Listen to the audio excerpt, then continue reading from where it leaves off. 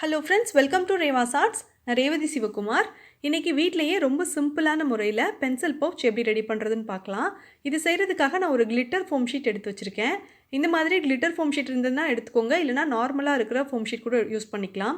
சில நேரத்தில் foam ஷீட்லேயே design இருக்கும், அந்த இது இருந்ததுன்னா இன்னுமே சூப்பராக இருக்கும். இப்போது ஒரு ஃபோம் ஷீட் ஃபுல்லாகவே நம்மளுக்கு தேவைப்படும்.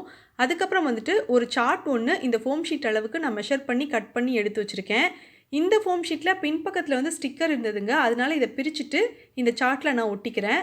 ஒருவேளை நீங்கள் வாங்கியிருக்கிற ஃபோம் ஷீட்டில் ஸ்டிக்கர் மாதிரி இல்லை, நார்மல் ஃபோம் ஷீட்டாக இருந்தது அப்படின்னா அதை வந்து நீங்கள் க்ளூ அப்ளை பண்ணிவிட்டு ஒட்டிடுங்க. இப்போ நான் வந்து சார்ட்டில் ஒட்டிட்டேன். அப்புறம் வந்துட்டு இந்த பவுச் ரெடி பண்ணுறதுக்கு நம்மளுக்கு கார்ட்போர்ட் பீஸ் தேவை. நான் வந்து ஏரியல் வாங்கின பாக்ஸ் வந்து எம்டியாக இருந்தது, அதுலேருந்து நான் வந்து 2 சர்க்கிளாக நான் வந்து மெஷர் பண்ணி கட் பண்ணி எடுத்திருக்கேன். இந்த மாதிரி ஏதாவது ஒரு கார்ட்போர்ட் பாக்ஸ்லேருந்து நீங்கள் மெஷர் பண்ணி கட் பண்ணி எடுத்து வச்சுக்கோங்க. இப்போது நான் வந்து டபுள் கலரில் இந்த பவுச் ரெடி பண்ண போகிறேங்க. உங்களுக்கு பிடிச்சமான கலர் காம்பினேஷனில் நீங்கள் செலக்ட் பண்ணி எடுத்துக்கோங்க. அப்படி இல்லைனா சிங்கிளாக ஒரே ஒரு கலர் மட்டும் யூஸ் பண்ணி கூட நீங்கள் இதை ரெடி பண்ணிக்கலாம். இப்போ நான் கோல்டன் கலரில் ஒரு கிளிட்டர் ஃபோம் ஷீட் எடுத்திருக்கேன். இதுவுமே ஸ்டிக்கர் இருக்கக்கூடியது தான். இதை வந்து இந்த சர்க்கிளாக நம்ம கட் பண்ணி எடுத்தோம்ல, அந்த கார்ட்போர்டை வச்சுட்டு அதுக்கு மேலேயே வந்து நான் கரெக்டாக இருக்கிற மாதிரி கட் பண்ணிக்கிறேன். இதை நீட்டாக கட் பண்ணதுக்கப்புறம் இதே மாதிரியே இன்னொரு ஃபோம் ஷீட் எடுத்து அதையுமே நீங்கள் சர்க்கிளாக இருக்கிற மாதிரி கட் பண்ணிக்கோங்க. ஏன்னா நம்ம 2 கார்ட்போர்ட் வந்து சர்க்கிளாக கட் பண்ணி வச்சுருக்கோம். அதுக்கு மேட்ச் ஆகிற மாதிரி 2 ஃபோம் ஷீட்டில் கட் பண்ணி எடுத்துகிட்டு இந்த ஆட் இருக்கிற பக்கத்தில் நான் வந்து இதை ஒட்டிக்கிறேன். ஒரு சைடில் மட்டும் நம்ம கிளிட்டர் ஃபோம் ஷீட் ஒட்டினா போதுங்க. இன்னொரு பக்கத்தில் வந்து நம்ம சார்ட் பேப்பர் ஒட்டிக்கலாம். கிளிட்டர் ஃபோம் ஷீட் ஒட்டின பக்கம் வந்து அவுட் சைடு வர மாதிரி பார்த்துக்கோங்க. அப்போ தான் வந்து இந்த பர்ஸ் வந்து பார்க்குறதுக்கு அழகாக இருக்கும். இப்போ வந்து ஒன்று வந்து நம்ம ரெடி பண்ணியிருக்கோம், இன்னொன்று இதே மாதிரி நம்ம ஸ்டிக் பண்ணி எடுத்துடலாம். இதை எடுத்ததுக்கப்புறம் நம்ம வந்து இதில் க்ளூ அப்ளை பண்ணிக்கலாம். க்ளூ அப்ளை பண்ணிவிட்டு அதை வந்து ஒரு சார்ட்டில் ஒட்ட போகிறேன். சார்ட் ஒட்டிடுற பக்கத்தை உள்பக்கமாக வர மாதிரி பார்த்துட்டு நம்ம இதை ரெடி பண்ண போகிறோம். கொஞ்சமாக க்ளூ அப்ளை பண்ணிக்கிறேன் நான்.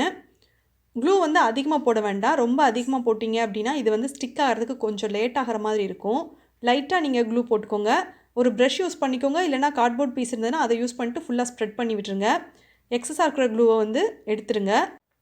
க்ளூ யூஸ் பண்ணி நீங்கள் வந்து கிராஃப்ட் ஒர்க் பண்ணுறீங்க அப்படின்னா அப்போ வந்து தேவையான அளவுக்கு மட்டும் க்ளூவை போட்டுக்கோங்க. ரொம்ப அதிகமாக க்ளூ சேர்க்காதீங்க. அப்படி ரொம்ப அதிகமாக க்ளூ போட்டிருந்தீங்க அப்படின்னா இது வந்து ட்ரை ஆகிறதுக்கு ரொம்ப லேட் ஆகுங்க.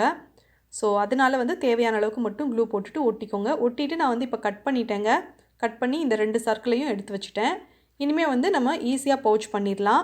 ஹார்ட் க்ளூ கன் எடுத்திருக்கேன். அதில் வந்து ஃபஸ்ட்டு கொஞ்சமாக ஹார்ட் க்ளூ போட்டுக்கிறேன்.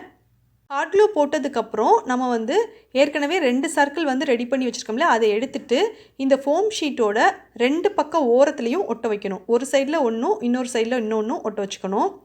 ஃபஸ்ட்டு ஒட்ட வைக்கிறது வந்து கொஞ்சம் டைம் ஆகுங்க. நீங்கள் கையில் கொஞ்சம் நேரம் ஹோல்ட் பண்ணியிருக்கணும், அப்போ தான் வந்து இது நல்லா ஒட்டும். ஜஸ்ட்டு க்ளூவை மட்டும் அப்ளை பண்ணிட்டு நீங்கள் அப்படியே வச்சிட்டிங்க அப்படின்னா அது விழுந்துருங்க. அதனால் கொஞ்சம் நேரம் பிடிச்சிருங்க, அது வந்து தானாகவே நல்லா ஒட்டிக்கும். இப்போது 2 சைட்லேயும் இந்த சர்க்கிள் மாதிரி நம்ம ரெடி பண்ணி வச்சதை ஒட்டியாச்சு. இனி ரொம்ப ஈஸி தான். 2 சைட்லேயுமே நீங்கள் வந்து ஹார்ட் க்ளூ போட்டுக்கோங்க. போட்டுட்டு இதை வந்து நீங்கள் ஒட்டிக்கோங்க. இந்த பவுச்சை பொறுத்த வரைக்கும் ரொம்ப ரொம்ப குயிக்காக இதை ரெடி பண்ணிடலாம். ஸோ நீங்கள் ட்ரை பண்ணி பாருங்கள். இப்போ வந்து நான் 2 சைட்லேயுமே ஹார்ட் க்ளூ யூஸ் பண்ணியிருக்கேன். ஹார்ட் க்ளூ யூஸ் பண்ணிட்டு இதை ஒட்டிக்கிறேன். இதை வந்து ஃபுல்லாக நீங்கள் ஒட்டிடக்கூடாது.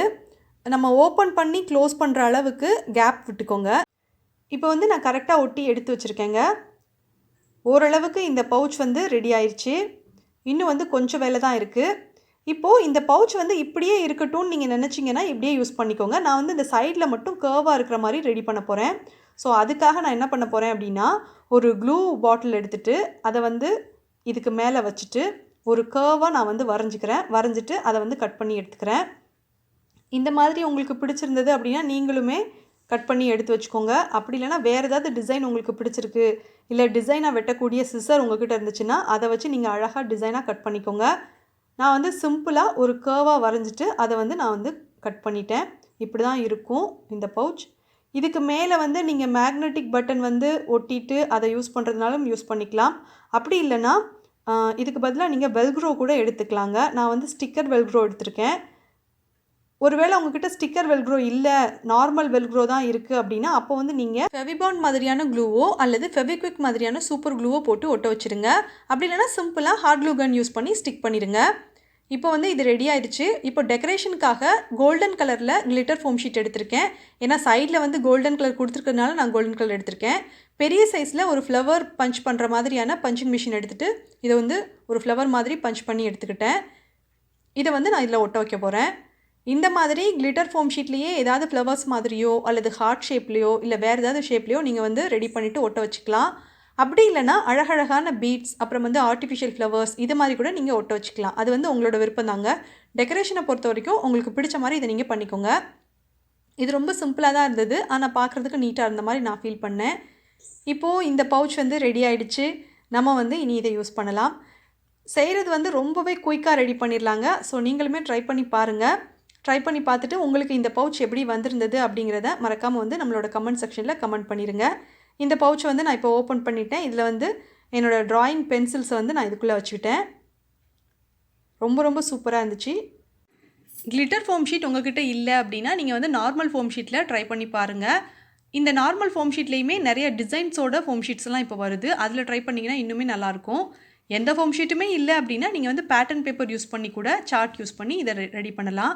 அப்படி இல்லைனா கிஃப்ட் ரேப்பர் இருந்ததுன்னா அதை யூஸ் பண்ணி கூட இந்த பவுச்சை நீங்கள் வீட்டிலேயே இது செஞ்சிடலாங்க.